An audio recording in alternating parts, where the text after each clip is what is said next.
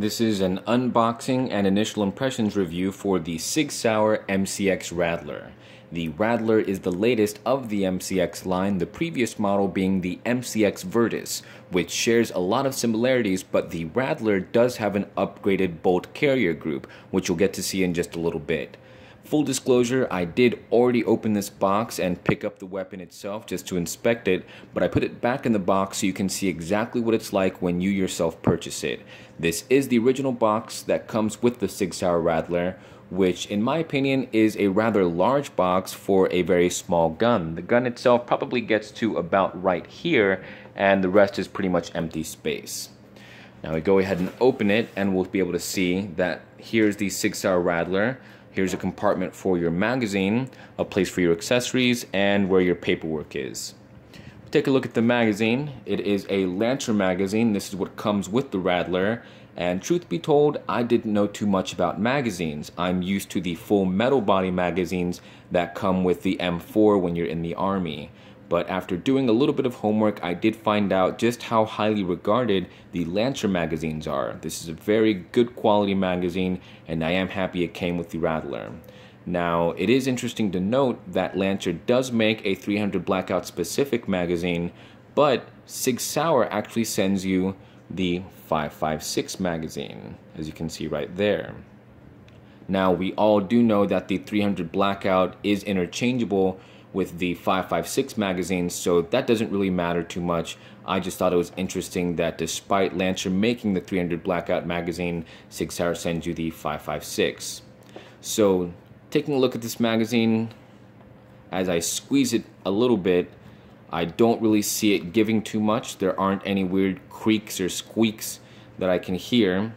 This is a very high-grade magazine. I would probably say this is just as tough as a Magpul magazine, so there's no problems there. There is a checkered texture for the grip right here. This is where you'd be grabbing it when pulling it out of the magwell, so that's also a nice addition. Now, this is a smoke transparent color, which is also nice because you can see just how many bullets you have left. If you want a more specific idea of how much ammo you have left, there are a 30 mark and a 20 round mark. So you can just take a look and you'll be able to see right there. Now, a nice little detail is at the 20 and 30 mark, there's a dash, but when you come around the other side, that dash turns into a little circle, which probably doesn't matter at all to most of you, but to me, that's just a nice little detail that, again, makes the Lancer just that much nicer.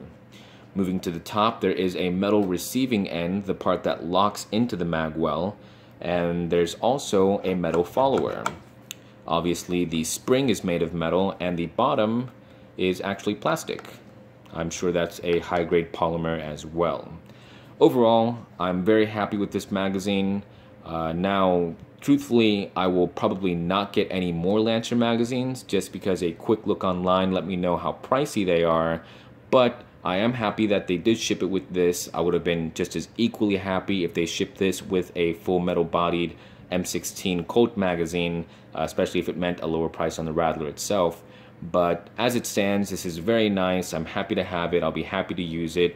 In the future, I will most likely be getting the full metal Colt or just the Magpul PMags, unless I run into any type of issues or failures to feed or issues with the tension, something like that. If there are any problems down the line with the other style magazines I get, I'll be sure to get the Lancers. There won't be any problem there.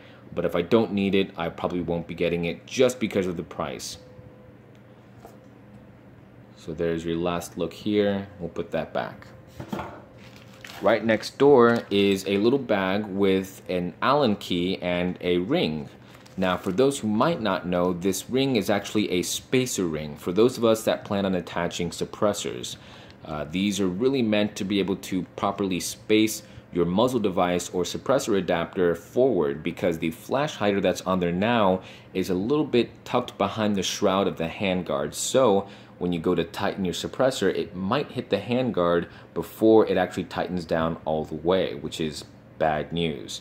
So with this spacer, you get your muzzle device that much more forward than the handguard, and when you're tightening your suppressor, it'll be able to lock down all the way and you won't run into any issues.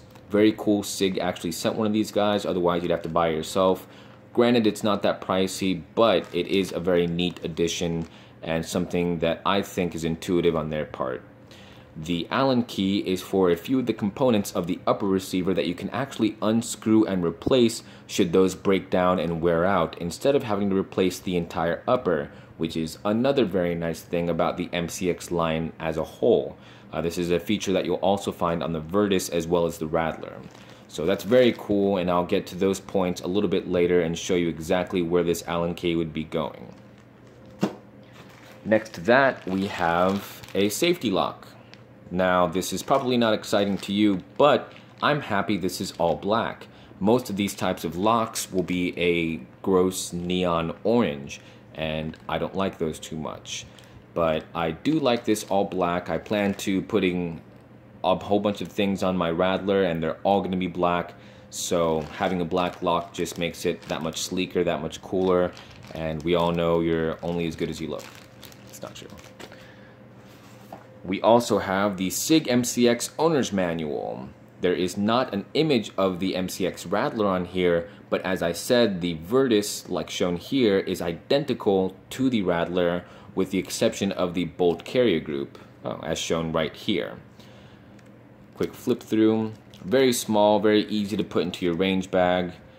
Notes section, perfect for the notes I plan to write. I don't know what I'd write there, but I'm happy this is small, this is easy to take with me.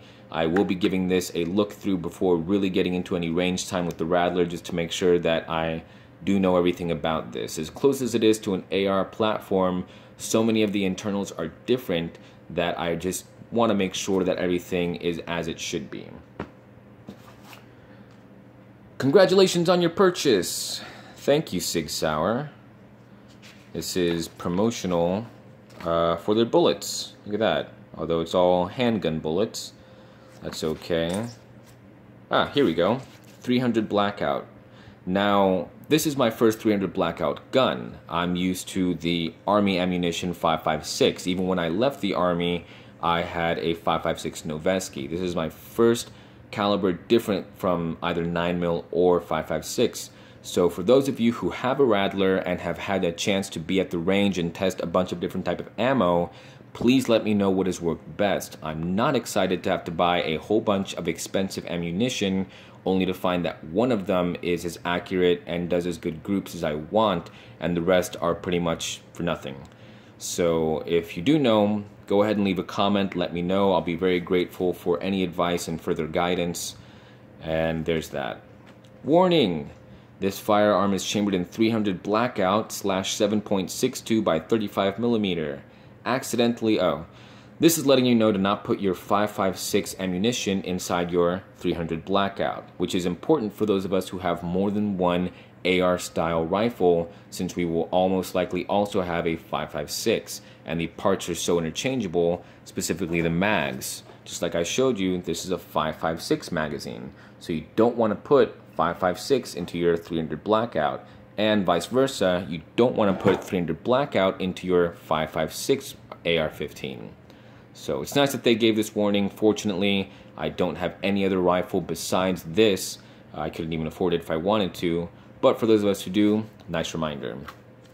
Sig Sauer sticker. This is nice because I can now put this somewhere and let everyone know that I don't care about quality control issues. That's mean. Actually, fortunately, there haven't been any type of issues with the Rattler. The few issues I have seen through a couple of videos have actually been in the fault of the magazine, which I'll get to in a little bit. But as far as quality is concerned, this has been a great weapon system so far. And although it is very new, I have high confidence. Now, on that point, I was very nervous purchasing this because of how new it is, and I know that I'm basically a guinea pig for any type of issues that arise down the line, things that only time will tell. I'm not too excited about that, but like I said, I do have confidence. Hopefully my confidence doesn't betray me, and if it's as good as it feels, then I'll probably put this sticker somewhere. We have a Department of Justice letter.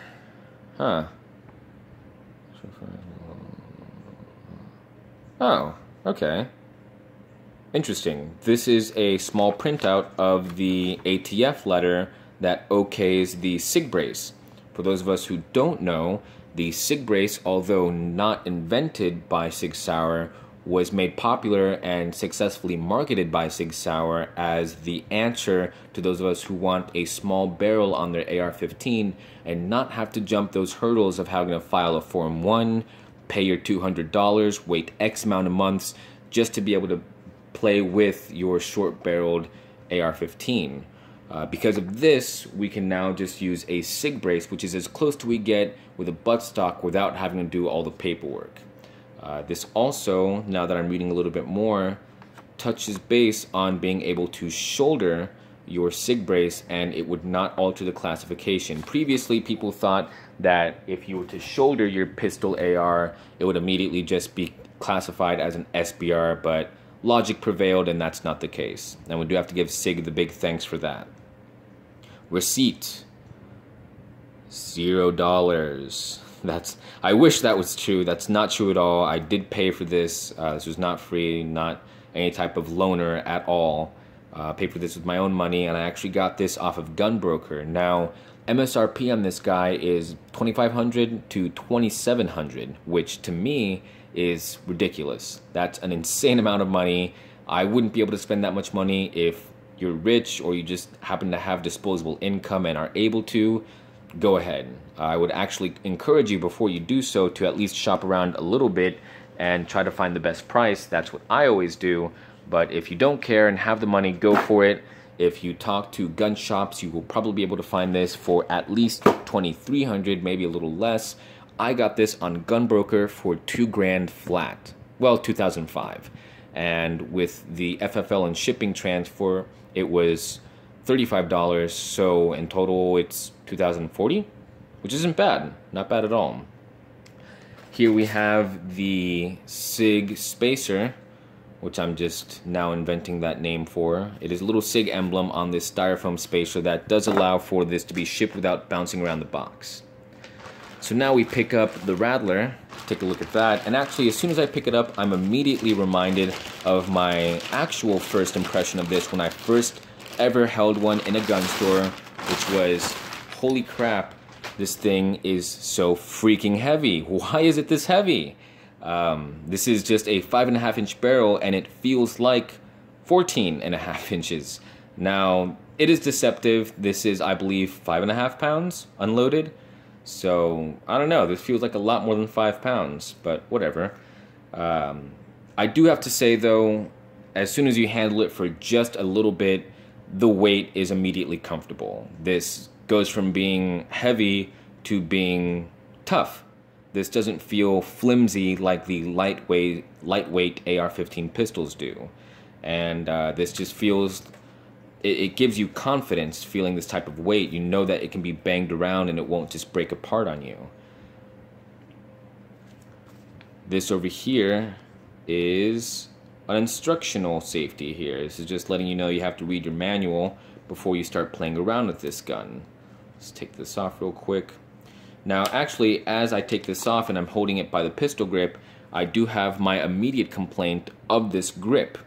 Now this actually is no longer being shipped with this type of grip. This is the proprietary Sig Sauer grip that initially did ship with it. But nowadays I do believe that they ship with a Magpul MOE K, which I believe is just as vertical, but it's a full grip. When I grab this, I actually have part of my palm, the lower palm, hanging out, and I don't like that at all.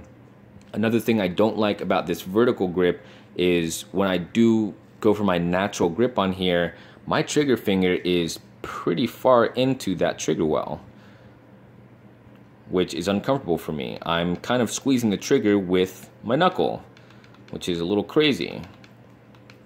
The finger should pretty much be resting that trigger on the pad of the index finger, and I kind of have to move my hand this way just to be able to get that. The M4s that you'll see in the military or standard AR-15 A2 grips will have an angle instead of vertical like this, and that actually does sort of allow your finger to be properly placed in its natural grip. But as I grip this naturally, I'm immediately putting my finger pretty far in. Now in the heat of the moment, I probably wouldn't care about neither my palm hanging out or my grip placement or where my finger is. I'll be able to just sort of grab and shoot away without it being an issue. But at first glance, it's something I don't like. I do believe the grip has been solved with them shipping with the MOEK, but mine didn't come with that. I can't really complain considering the price.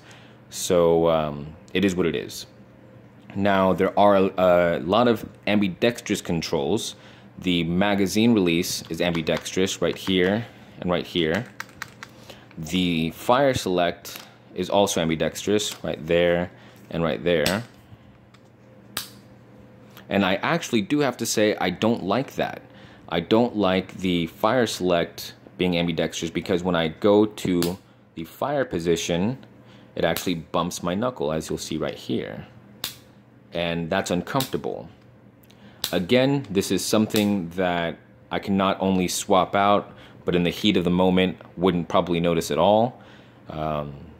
It's one of the things that I do see a lot of people try to get in replacing parts of their AR-15s. They do see a lot of people get that ambidextrous controls, but for me, it's uncomfortable. I already ordered a mil-spec fire select, so, you know, that won't be a problem at all. The lower receiver is interchangeable with most, if not all, AR-15 accessories, except the trigger, which we'll get to in just a little bit. The other thing that it has is an elongated bolt release, which is nice, but there is no bolt release on this side. Right here on the MPX, there is a bolt release, and I would have loved to have had that right there. It would sit right above the mag release and would be very nice to have. I don't know why they didn't bring this into the MCX line. Maybe they'll introduce that later. It would be nice for them to, and I'm not upset about it at all. It would have just been nice. Moving down the line, here's your 5.5-inch barrel, and right in this window is your gas switch port. And this is also another nice feature of the Rattler. This lets you put it into the plus side for when you need more gas going into your barrel, and put it in the minus side for when you need less gas. Essentially, once you have supersonic rounds, you need less gas, and when you have subsonic, you need more gas. So you can just switch back and forth and there isn't any problem. I can get to that with my hands, but if for whatever reason I've been shooting all day, it's just hot, or maybe it's jammed, there is a little hole that I can shove a little tool into and just pry it upwards and there won't be any issues. Right here, where the actual labeling is for the Rattler, you'll see 2 screws. Now those screws, obviously you can take off, and internally there will be a part. And that part is one of those parts that I'm talking about replacing if you need to, as well as this deflector right here. And if you look closely at this little rectangle, that is another part that once you strip this gun, you will be able to replace without having to replace the entire upper, which is very, very nice and innovative, and a good feature about the MCX line of rifles. There's a few quick detach points, one on the actual handguard, and one back here, another one here and here, making a total of 4 quick detach points. But there's also a swivel right here, so you can attach your sling to here and then just quick detach back and forth if you need to, or you can quick detach here and here and not use this at all. But I do think this is a nice addition. I'm being an army guy, would probably keep a stationary sling point like this while detaching and quick detaching at these points right there. The Sig Brace has the little Sig emblem. Like I said, this wasn't invented by Sig, but it was popularized and successfully marketed by them, so much so that it is commonly referred to as a Sig Brace, even if it is not an actual Sig Brace. This is a collapsible stock akin to the MP5, which I also really, really liked about this. It kept its compact size. This is one of 2 buttstocks you can have. There's also a folding buttstock, which would make this a smaller package, and a lighter one. I do have to say that this weight is partly due to this buttstock. This is an all-metal construction and also a very heavy rubber on the back. And all of that adds to the weight, though admittedly, most of the weight is coming from the fact that the buffer tube spring system is now an integral part of the upper receiver within the chamber itself in a dual spring system attached to the bolt carrier group, which again, we will get into a little bit later. Here you can see the Sig emblem on here, Sig MCX multi-caliber. It says multi-caliber because once you take off this handguard up here, which you can take off very easily, though I won't be doing, you can actually unscrew the barrel and swap it out for another barrel. You don't have to swap out the bolt carrier group or anything else internally because, as we mentioned earlier, the 300 Blackout has interchangeable parts with the 5.56, so much so that they have to include a warning just to make sure you don't get things mixed up. Now, another thing I do have to note that I figured out as soon as I purchased this is this does not come with sights, which is kind of crazy. How does this not come with sights? Especially that nowadays it comes with a Magpul MOEK grip. Why are there not at least Magpul flip up front sight and rear sight? I don't know, but at this price point, like I said, well over 2K, or even at my price point at 2K, I'm not happy that this did not come with any type of sights. Even if I was to be replacing those, it doesn't matter. I would want front sights for the price I'm paying. But it's okay. These are the type of things that we have to swallow as consumers if we want to get into such an expensive habit. And I'm not sure if I touched base on this, but the buttstock does collapse into two positions. First position, second position fully extended. This fully extended position is basically for shouldering on your actual shoulder, and the second position, you might ask why. This is for the guys that wear the body armor, and if you haven't worn body armor, you won't know the pain of trying to actually shoulder your weapon, since you have most likely upwards of an inch or more space between your armor and your actual shoulder where you would be putting the buttstock. So this allows you to put it against your armor and have the proper spacing for a proper cheek weld and get your things lined up right. So that's the general overview of this guy. We'll be taking him apart in a short time. Let me just clear some of the space out of the way and we can start checking out the inside. Okay, so before we get into this, I do have to take off the little orange safety tab. This is something that comes standard with the rifle itself. Take that off right there. Close this guy up. Now, something you should also note is that you cannot take off the upper receiver without fully extending this brace, because these rods from the collapsible stock will actually be dug in just a little bit. You can see when you extend it, these grooves don't allow this upper to be flipped up without it being extended all the way, which in the field shouldn't be much of an issue since you're probably already having it extended while you're shooting. If you do run into an issue popping open that, flipping this open like most of us will know to do, you won't run into any sort of problems. But let's go ahead and open this guy up. Now, because this is brand new, this is kind of tight, I'm going to go ahead and use the safety that was within the chamber to push out the little locks right here. Now, this does strip apart just like any other AR-15. You can see I already just took out that pin. Now, just for right now, I'm going to flip this open so you can see the inside. Now, this does look like any other trigger group, but this isn't like all the other trigger groups. If you were to take your normal standard AR-15 or any other fancy trigger group and try to put it in there, it won't fit, specifically because of the space between the actual hammer and the bolt carrier group itself.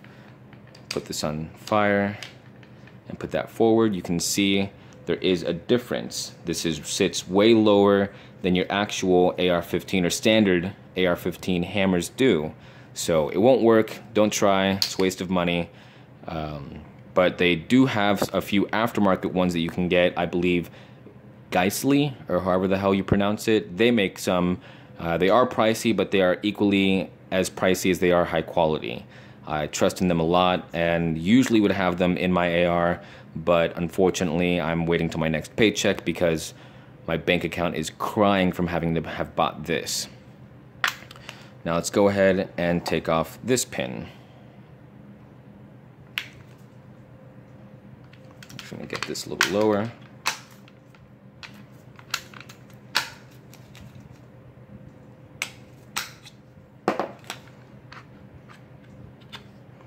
All right. So here's the upper, and I can just tell you right now, this weighs way more than this does, and pretty much all the weight here is in this brace.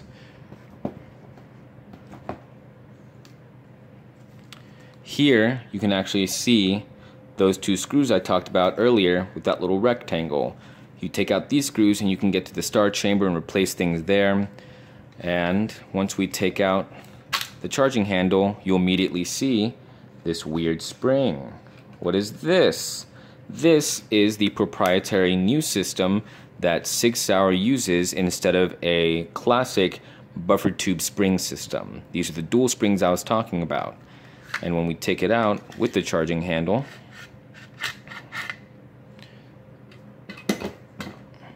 you'll be able to see what I was saying, how different this is. Vastly different. This also has a little lock right here for the firing pin itself, which is also very weird. Now, previously in the MCX Virtus, you'd actually have to take off this back metal portion that says caution, and it was also made of plastic, and you'd have to take out an entire spring, take out the rods and the other spring just to be able to get to parts of the bolt carrier group and properly do so your maintenance and your cleaning. This was very cumbersome. This was not at all something that you'd be able to comfortably do in the field, and one of the things that Sig Sauer needed to do was make this grunt proof, as this is a design that was specifically made for special ops of all types. In fact, if I'm not mistaken, this was made with the input of the Special Air Service.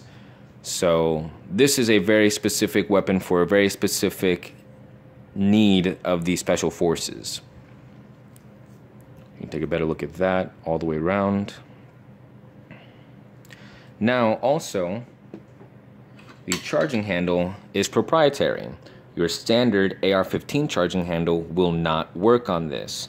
But, like I said, you can get an aftermarket one, though your options are extraordinarily limited. But you can get them. One of the things you can also do is just swap out the latch, which I do plan to do with the Badger Ordnance tactical latch, as you can see right there.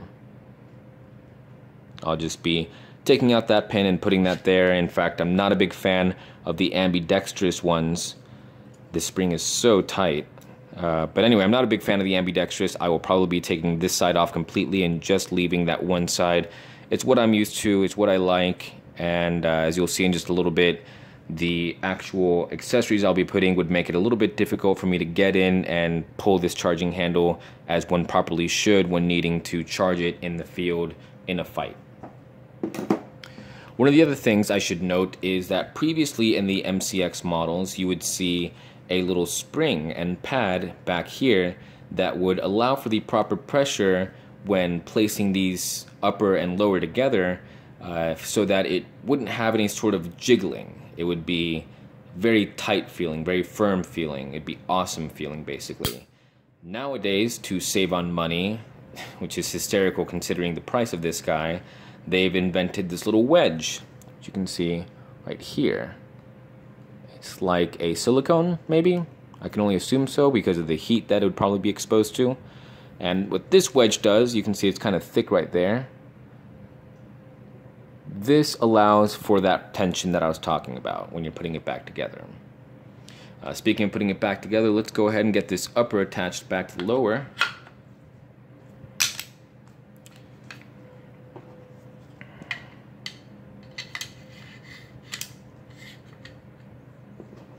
And everything does reassemble just like your old-fashioned AR-15s, so there's no surprises there. Nope.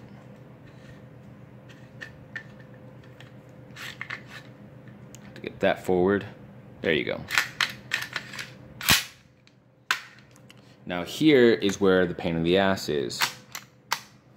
Might not seem like it, but it's not matching up perfectly because it's with that wedge. So you have to make sure you're squeezing this tight just to get that hole perfectly lined up with the pin, and then you can properly put that pin in place. Functions check.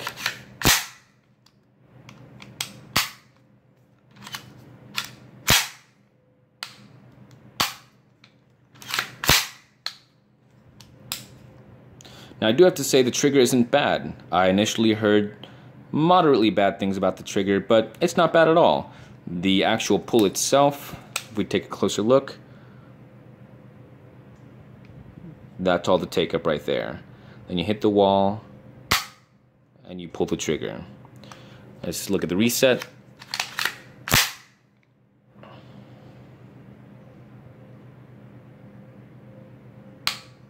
There you go. Take a look at it again.